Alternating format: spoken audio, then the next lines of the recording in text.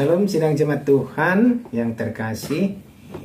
Kita bersyukur hari ini kita bisa bertemu dalam renungan kita. Mari sidang jemaat Tuhan, kita bersama-sama menikmati hadirat Tuhan lewat renungan kita. Namun sebelum kita masuk dalam renungan, kita memuji Tuhan. Terlebih dahulu kita katakan kepada Tuhan, mengalirlah kuasa Roh Kudus.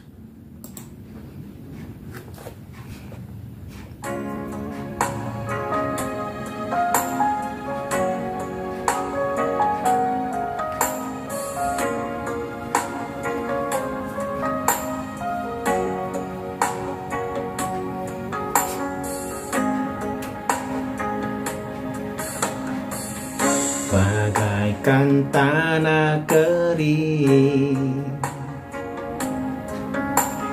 yang merindukan air, demikianlah jiwaku haus akan Engkau. Ku rindu selalu hadirmu di hidupku,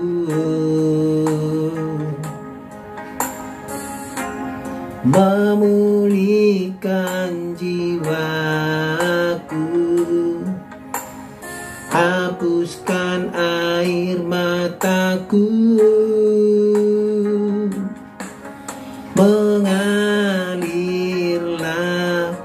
kuasa Roh Kudus, mengalirlah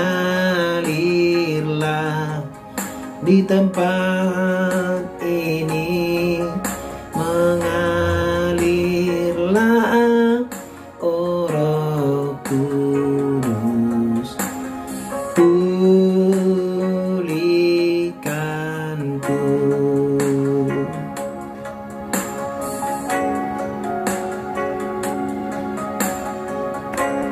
Amin.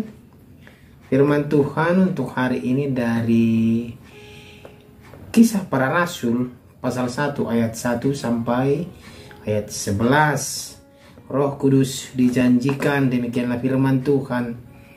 Hai Theophilus, dalam bukuku yang pertama aku menulis tentang segala sesuatu yang dikerjakan dan diajarkan Yesus sampai pada hari ia terangkat. Sebelum itu ia telah memberi perintahnya oleh Roh Kudus kepada rasul-rasul yang dipilihnya. Kepada mereka ia menunjukkan dirinya setelah penderitaannya selesai, dan dengan banyak tanda ia membuktikan bahwa ia hidup. Sebab selama 40 hari ia berulang-ulang menampakkan diri dan berbicara kepada mereka tentang kerajaan Allah. Pada suatu hari ketika ia makan bersama-sama dengan mereka, ia melarang mereka meninggalkan Yerusalem dan menyuruh mereka tinggal di situ menantikan janji Bapa. Yang demikian katanya telah kamu dengar daripadaku. Sebab Yohanes membaptis dengan air, tetapi tidak lama lagi kamu akan dibaptis dengan Roh Kudus. Yesus terangkat ke surga, maka bertanyalah mereka yang berkumpul di situ, Tuhan, maukah engkau pada hari ini memulihkan kerajaan bagi Israel? Jawabnya, engkau tidak perlu mengetahui masa dan waktu yang ditetapkan Bapa sendiri menurut kuasanya. Tetapi kamu akan menerima kuasa kalau Roh Kudus turun ke atas kamu, dan kamu akan menjadi saksiku di Yerusalem dan di seluruh Yudea dan Samaria dan sampai ke ujung bumi. Sesudah ia mengatakan demikian, terangkatlah ia disaksikan oleh mereka, dan awan menutupnya dari pandangan mereka. Ketika mereka sedang menatap ke langit waktu ia naik itu, tiba-tiba berdirilah 2 orang yang berpakaian putih dekat mereka, dan berkata kepada mereka, hai orang-orang Galilea, mengapakah kamu berdiri melihat ke langit? Yesus ini yang terangkat ke surga meninggalkan kamu akan datang kembali dengan cara yang sama seperti kamu melihat dia naik ke surga. Demikian pembacaan firman Tuhan. Tema kita pada hari ini adalah menjadi saksiku. Sidang jemaat Tuhan yang terkasih, kalau kita berbicara saksi, dalam setiap pengadilan pasti ada saksi.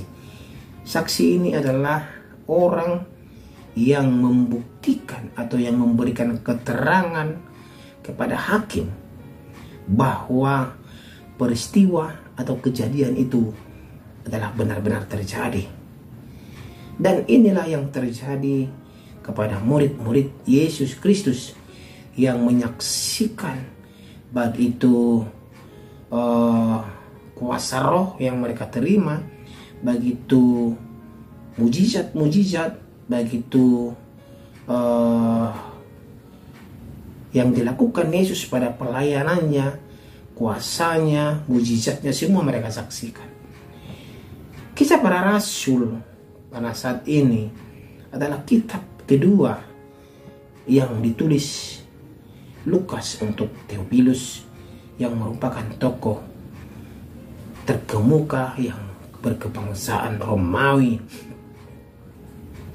Keterangan awal memberitakan petunjuk ringkas tentang kitab pertama yang ditulis oleh Lukas mengenai Injil Yesus Kristus. Mengapa Lukas memulai pasal pertama dalam buku keduanya dengan menyinggung nama Theophilus?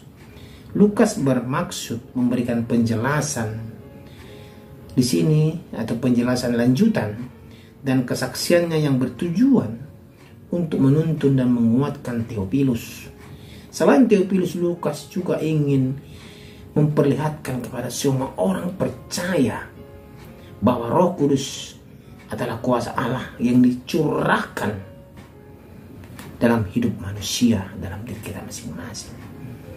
Melalui kuasa rohnya, Allah terus-menerus berkarya melalui kehidupan orang percaya untuk melanjutkan karya keselamatan dalam Yesus Kristus. Karya keselamatannya sungguh maha agung dan maha besar, sidang jemaat Tuhan, bahkan melampaui ruang, waktu, dan batas dalam kehidupan manusia. Cara kerja Allah ini mungkin tidak dimengerti dan susah kita pahami, dan kita susah mengerti melalui pengetahuan dan akal budi manusia. Sebab manusia memiliki keterbatasan dalam memahami keajaiban karya Allah, sedangkan Allah tidak memiliki keterbatasan. Karena itu Allah mencurahkan Roh Kudus untuk membimbing kita dalam kebenaran, memberdayakan potensi manusia, dan menguatkan orang percaya untuk bersaksi tentang kerajaan Allah dan kemuliaannya melalui Roh itu. Sidang jemaat Tuhan, kesaksian seperti apa yang diwartakan oleh orang percaya yang sebenarnya? Kesaksian apa?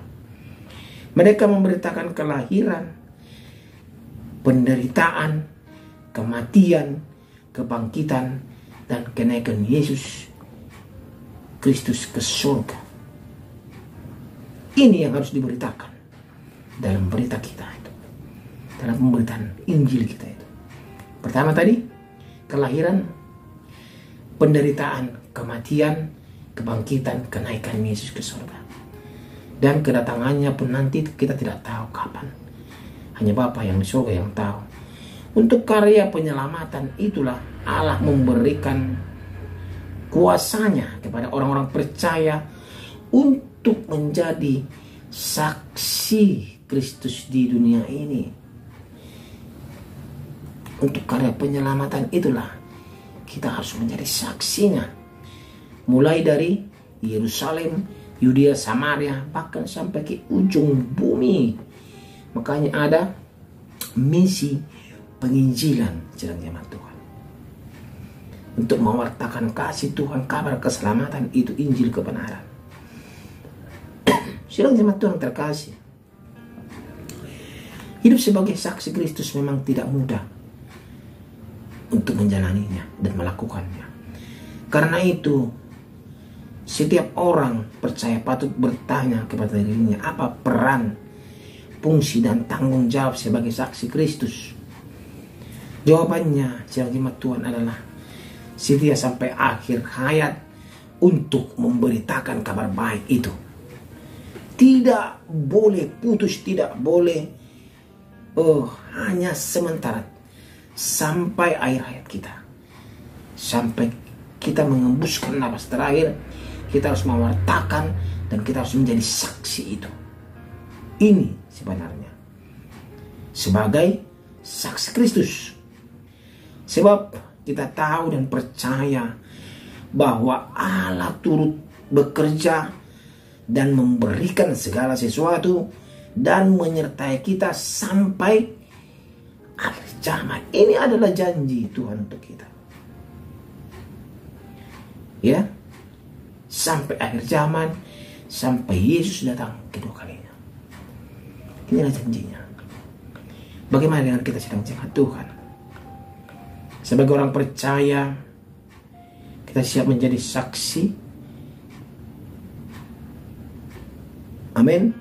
Saya yakin dan percaya, walaupun sulit karena himpitan ekonomi, karena keadaan, karena masalah, tetapi